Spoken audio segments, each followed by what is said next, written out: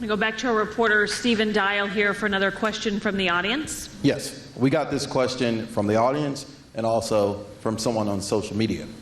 This is a two-part question, so I'm going to ask Jolie the question and then sit down and then ask you the follow-up. Cool? All right. So the question is, Councilwoman Justice, what prompted you to create attack ads, negative ads against Quentin Lucas? So, one of the things that you have to do in a campaign is you have to make sure that you're explaining how you're different than your opponent. And both campaigns have done that.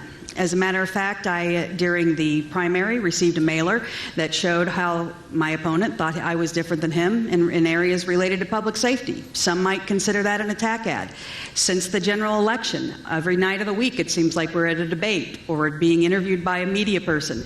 And both of us have said what the differences are between the two of us. One of the things that I've done is I've made sure that I tell the difference about our approach to leadership style. Even just today, I heard that there were ads on television that a reporter asked me about where my opponent was calling me nasty in some way.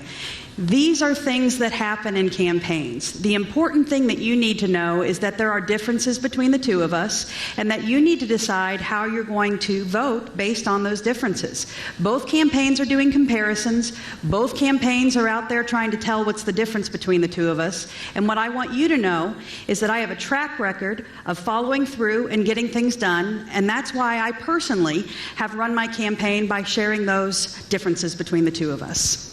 Councilman Lucas, the follow-up question is, one, what is your reaction to the attack ads, but why would she call you not trustworthy?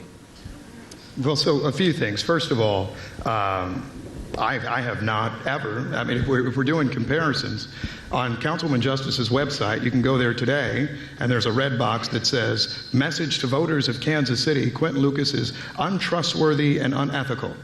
If you go to my website, I don't know if you even see her name once, because I'm running a campaign based on what I stand for, not based on tearing someone else down. And frankly, I think anybody who watches what goes on in Washington every day, I was reading about Donald Trump and Joe Biden basically calling each other names nonstop. We don't need this at the local level. And so it's something that I have disavowed the whole time. Many of you are Kansas City, Missouri voters, and you can just see who's running a negative campaign or not by looking at the mail you're getting. The mail from me is about Quentin Lucas. You see pictures of me, and you don't see pictures of her. The mail that you're getting from the other side has Quentin Lucas is evil. Some of it's in black and white. And indeed, Councilwoman Justice had to disavow some of her supporters for running what she called a racist mailer. That's not the sort of work we're doing on our side. And if, to the extent that there is some sort of thing that's coming from someone else, I don't know anything about it. If I'll see it, then I'll call it out. And I won't take a month to call it out.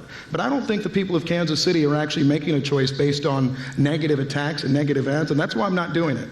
You want to know about how we're filling potholes, how we're making this city safer, who's going to be the best choice, not who can make the other person look as negative as possible. That's Washington, D.C. and Jefferson City politics, and I don't want them in Kansas City.